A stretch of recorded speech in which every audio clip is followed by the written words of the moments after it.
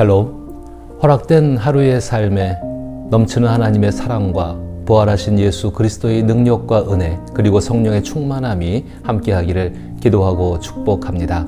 함께 읽고 묵상할 말씀은 사무엘하 6장 12절로부터 15절 말씀입니다. 제가 읽어봅니다. 어떤 사람이 다윗 왕에게 아뢰어 이르되 여호와께서 하나님의 궤로 말미암아 오벳 에돔의 집과 그의 모든 소유에 복을 주셨다 한지라. 다윗이 가서 하나님의 궤를 기쁨으로 메고 오벳 에돔의 집에서 다윗 성으로 올라갈새 여호와의 궤를 맨 사람들이 6걸음을 가매 다윗이 소와 살찐 송아지로 제사를 드리고 다윗이 여호와 앞에서 힘을 다하여 춤을 추는데 그때에 다윗이 배 에봇을 입었더라. 다윗과 온 이스라엘 족속이 즐거이 환호하며 나팔을 불고 여호와의 궤를 메워 오니라. 아멘. 저는 오늘 이 본문을 춤출 수 있는 참된 인간의 기쁨이라는 제목을 가지고 생각해 보고자 합니다. 그리스도인들은 천국을 준비하는 삶을 살아가야 합니다. 천국을 준비한다는 것은 이 땅에서 예수 그리스도를 통해 새롭게 얻은 신분, 즉 새롭게 출애굽한 하나님의 사랑받는 자녀로서 만왕의 왕이신 예수 그리스도의 다시 오심을 기다리며 예수님을 만나는 날에 부끄러움이 없도록 자신을 예수 그리스도처럼 성숙하게 가꾸어 가는 것을 의미합니다. 이러한 삶은 주 하나님을 나의 목자로 섬기며 살아가는 모습과 같습니다. 이러한 하나님과 함께 살아가는 사람에게 선한 목적을 세우는 일은 매우 중요합니다. 그리고 그 목적을 이루기 위해 노력하는 것은 참으로 가치 있는 일입니다. 하지만 그 과정에서 어려움과 난관에 부딪히는 경우도 있습니다. 다윗 역시 법궤를 시온 성으로 옮기는 일 가운데 난관을 겪었습니다. 그럼에도 불구하고 다윗은 하나님과 그리고 자신과 함께 살아가는 사람들을 향한 선한 마음을 잃지 않고 다시 법궤를 옮기는 일을 감당합니다. 그리고 14절에서 말씀하는 것처럼 다윗은 하나님 앞에서 온 힘을 다해 춤을 춥니다. 그는 법궤 앞에서 기쁨에 넘쳐 남들의 시선을 신경 쓰지 않고 옷이 벗겨질 정도로 열정적으로 춤을 추었습니다. 이러한 모습은 난관이 해결되고 선한 목적이 이루어졌기 때문이라고 생각할 수도 있습니다. 그러나 다윗의 춤추는 모습을 통해 우리는 참된 인간다움이 무엇인지 깊이 엿볼 수 있습니다. 그 모습을 이해하기 위해서는 다윗이 온 이스라엘의 왕이 되었을 때 품었던 생각으로 돌아가야 합니다. 사무엘하 5장에서 다윗의 신분 상승 이야기는 마무리되고 본격적인 통치 이야기가 시작됩니다. 왕으로 즉위한 다윗에게 이스라엘 모든 지파는 사무엘하 5장 1절부터 3절에서 다음과 같이 요청하며 다윗을 왕으로 세웁니다. 이스라엘 모든 지파가 헤브론에 이르러 다윗에게 나와 이르되 보소서 우리는 왕의 한 고륙이니이다. 전에 곧 사울이 우리의 왕이 되었을 때에도 이스라엘을 거느려 출입하게 하신 분은 왕이시었고 여호와께서도 왕에게 말씀하시기를 내가 내 백성 이스라엘의 목자가 되며 내가 이스라엘의 주권자가 되리라 하셨나이다 하니라. 이에 이스라엘 모든 장로가 헤브론에 이르러 왕에게 나아오매 다윗 왕이 헤브론에서 여호와 앞에 그들과 언약을 맺으며 그들이 다윗에게 기름을 부어 이스라엘 왕으로 삼으니라.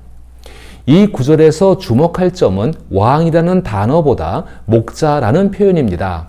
이스라엘은 얼마 전까지 사울 왕의 전행 때문에 큰 고통을 겪어야 했습니다. 그러나 다윗은 이름 없는 평범한 민초 출신의 지도자였습니다. 그래서 그들이 이제 신임 왕이 된 다윗을 한 골육이라고 말하는 데에 이스라엘 백성 모두의 기대가 담겨 있습니다. 즉 베들레헴에서 양떼를 돌보던 것처럼 우리를 세심하게 보살펴 주시고 광야에서 검소하게 살아갔던 것처럼 겸손하게 통치해 주길 바라는 마음이 담겨 있는 것입니다. 그리고 이러한 온 이스라엘의 간절한 기대는 다윗의 마음속에 깊이 새겨지게 됩니다. 목자는 양떼와 함께 생활하며 양떼를 돌보는 사람입니다. 따라서 다윗에게 요구된 것은 자신과 같은 백성 출신으로서 그 백성을 이끌어 달라는 것이었습니다. 사람들은 다윗이 젊은 시절 목자로서 쌓은 직관과 기술을 발휘해 자신들을 다스려 주기를 바라는 것입니다. 또한 다윗이 목축 생활을 통해 길러온 공동체 정신을 바탕으로 통치해 주기를 원한 것입니다. 다윗이 이스라엘과 유다의 왕으로 즉위했을 때 각 지파의 지도자들이 바란 것은 백성에게 자신의 뜻을 강요하는 권력의 굶주린 왕이 아니라 스스로를 높이고자 백성을 억압하지 않는 진정한 목자로서 베들레헴과 시글락에서처럼 살아가는 왕이 되어 달라는 것이었습니다. 다윗이 이러한 삶을 살아갈 수 있었던 가장 강력한 동기와 힘의 원천은 시편 23편에서 기도한 하나님이십니다. 여호와는 나의 목자시니 내게 부족함이 없으리로다. 그가 나를 푸른 풀밭에 누이시며 쉴만한 물가로 인도하시는도다. 내 영혼을 소생시키시고 자기 이름을 위하여 의의 길로 인도하시는도다. 내가 사망의 음침한 골짜기로 다닐지라도 해를 두려워하지 않을 것은 주께서 나와 함께 하심이라. 주의 지팡이와 막대기가 나를 안위하시나이다. 주께서 내 원수의 목전에서 내게 상을 차려주시고 기름을 내 머리에 부으셨으니 내 잔이 넘치나이다. 내 평생의 선하심과 인자하심이 반드시 나를 따르리니 내가 여호와의 집에 영원히 살리로다. 참된 인간의 모습은 하나님을 떠나서는 결코 생각할 수도 이해할 수도 없습니다. 다윗의 삶의 모든 면, 즉 참된 인간의 모든 측면은 하나님에 의해 규정되고 하나님의 영향 아래에 있습니다. 참된 인간의 삶은 단순히 하나님에 대해 아는 것을 넘어서 실제로 하나님을 경험하는 것입니다. 이는 하나님께 뛰어들어 껴안고 받아들이는 행위입니다. 다윗, 즉 참된 인간에게 하나님은 단순한 교리나 화제거리가 아니라 인도하시고 보살피시는 살아있는 분이십니다. 참된 인간에게 하나님은 삶의 현실적 조건들로부터 멀리 떨어져 막연하고 추상적인 존재가 아니라 일상 자체를 통해 구원을 이루시는 친밀하고 임재하시는 하나님이십니다. 이러한 하나님에 대한 경험은 단순한 변화가 아니라 성숙을 가져오며 그 결과 다윗은 베들레헴의 목동이 아니라 이스라엘의 목자가 된 것입니다. 다윗이 법궤가 시온성으로 들어올 때 기쁨에 넘쳐 춤을 출 수 있었던 이유는 하나님에 관해 제사장 우사조차 보지 못하고 듣지 못했던 무언가를 깨달았기 때문입니다. 다윗은 평생 위험과 어려움 속에 살아왔습니다. 목동 시절에는 사자와 곰, 기름 부음을 받자마자 골리앗과 같은 거인과 살기 어린 사울왕, 약탈을 일삼는 블레셋 사람들, 교활한 아말렉인들과 함께 힘든 나날을 보냈습니다. 또한 광야에서 많은 사람들의 생계를 책임지며 고된 삶을 이어갔습니다. 환경과 조건을 따져보면 결코 편안한 순간이 없었고 매일이 생존을 위한 전쟁터와 같았습니다. 하지만 다윗은 언제나 하나님과 함께하며 하나님 안에서 살아가며 때로는 달려가고 숨으며 기도하고 사랑하는 삶을 살았던 것입니다. 그런 삶 속에서 다윗은 결코 하나님의 영광과 복을 단순히 관리하는 관리자처럼 행동하지 않았습니다. 다윗에게 하나님은 구원자이자 주권자이며 목자이자 반석이셨습니다. 하나님은 다윗이 돌보는 양이 아니었고 결코 길들여질 수 없는 분이셨습니다. 다윗은 가혹한 삶의 환경 속에서도 하나님 앞에 자신을 온전히 열고 신뢰하며 호연지기를 품고 대범하게 살아가는 법을 배웠던 것입니다. 다윗은 황량한 광야의 동굴 속에서도 이러한 믿음을 잃지 않았습니다. 그것은 다윗이 하나님에 대해 불안해하지 않았기 때문입니다. 하나님에 대해 불안해하지 않는다는 것은 하나님을 인격적으로 신뢰하며 대한다는 의미입니다.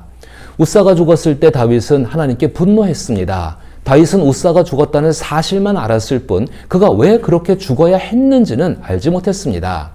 다윗에게는 기쁨의 행렬이 갑자기 장례식 행렬로 바뀐 것처럼 보였을 뿐입니다.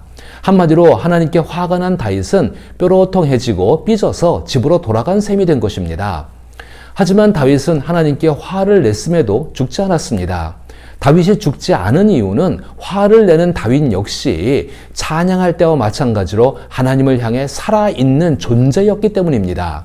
살아있는 다윗은 하나님이 하신 일에 불만을 품었지만 적어도 하나님을 하나님으로 인정하며 대했던 것입니다.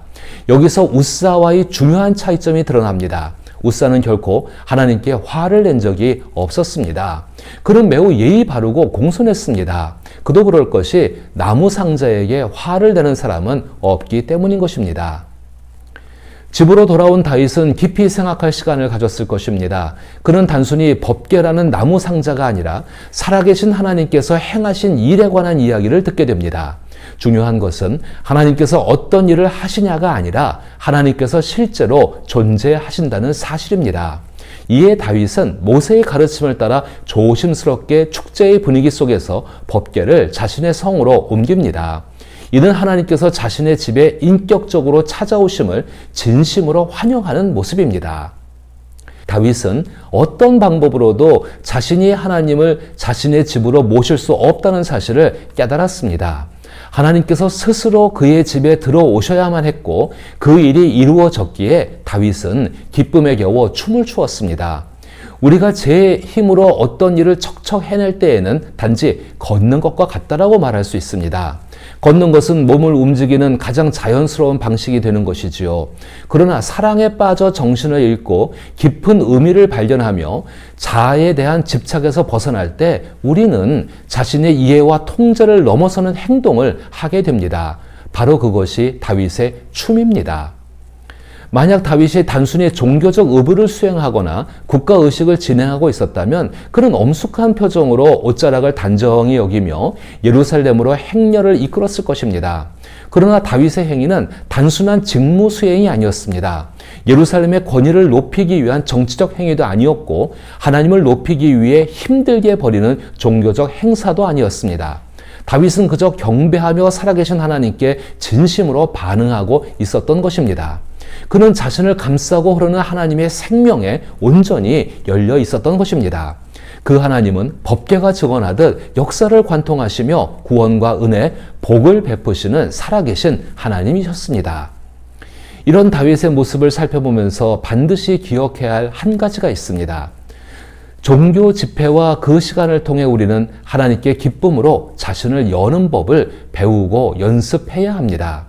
하나님 앞에서 자신을 온전히 열기까지는 진정한 우리 자신이 될 수 없습니다.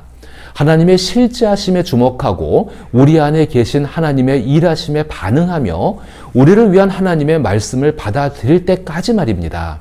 예배는 우리가 자아 집착에서 벗어나 하나님의 임재에 집중하기 위한 중요한 전략 중 하나입니다. 예배는 하나님께 의도적으로 주목하기 위해 따로 마련된 시간과 장소입니다. 이는 하나님께서 오직 그 시간과 장소에만 계시기 때문이 아니라 우리의 깊고 고질적인 자기 집착을 의도적으로 멈추기 위해 정기적인 시간과 장소가 필요하기 때문입니다. 물론 다른 시간과 장소에서도 하나님께 주목해야 하지만 그것이 현실적으로 매우 어렵기 때문인 것입니다. 이처럼 정해진 시간과 장소에서 드리는 예배에도 위험이 존재합니다. 시간이 정해지고 장소가 정해지면 때로 우리는 그 시간과 장소를 마음대로 지배하려 하며 감히 하나님을 그 안에 가두려는 태도를 보이기 때문입니다. 이것이 바로 웃사가 되는 길입니다. 그래서 성경은 하나님을 두려워하라라고 주님을 경배하는 것이 지혜의 근본임을 강조하며 하나님을 조심하라고 경고합니다. 그러나 이러한 경고가 우리에게 하나님 앞에서 몸을 움츠리고 살아가라고 요구하는 것은 결코 아닙니다. 다윗, 즉 참된 인간의 모습을 보면 오히려 그 반대임을 알 수가 있습니다. 이 경고들은 하나님을 비인격적인 존재로 대하지 않도록 우리를 지켜주는 역할을 합니다. 다윗, 즉 예수님으로 말미암아 거듭난 참된 인간은 정해진 시간과 장소에 하나님께서 오심을 감사하며 기뻐하고 춤추듯 하나님을 환영합니다. 다윗의 모습을 통해 우리는 참된 인간의 모습이 단순히 하나님을 아는 데 그치지 않고 하나님을 인격적으로 경험하며 주어진 일상의 삶을 하나님과 함께 살아내는 데 있음을 깨닫게 됩니다. 다윗은 고난과 갈등 속에서도 하나님을 신뢰하며 하나님의 임재 앞에서 기쁨과 두려움을 동시에 품고 진실하게 반응했습니다. 이러한 다윗의 태도는 우리에게 예배의 시간과 장소에서 자기 집착을 내려놓고 살아계신 하나님께 온전히 마음을 열어야 함을 일깨워 줍니다. 이를 통해 하나님을 추상적인 개념이나 종교적 의무로만 여기는 것이 아니라 삶의 모든 순간에 살아계신 분으로 인식하고 진심으로 응답하는 것이 참된 인간의 길임을 알 수가 있습니다. 감사한 것은 예수님께서 이 길을 먼저 걸으셨고 참된 인간으로 살아가고자 하는 우리를 성령께서 말씀을 통해 도와주신다는 사실입니다. 비록 어려움에 부딪히더라도 살아계신 하나님을 생각하며 행동할 때 마치 춤추는 삶처럼 활기차고 생명력 넘치는 삶을 살 수 있습니다. 우리의 삶이 어제보다 오늘 더 성숙한 참된 인간으로 성장하며 춤추듯 기쁨과 활력을 가지고 살아가기를 기도하며 축복합니다.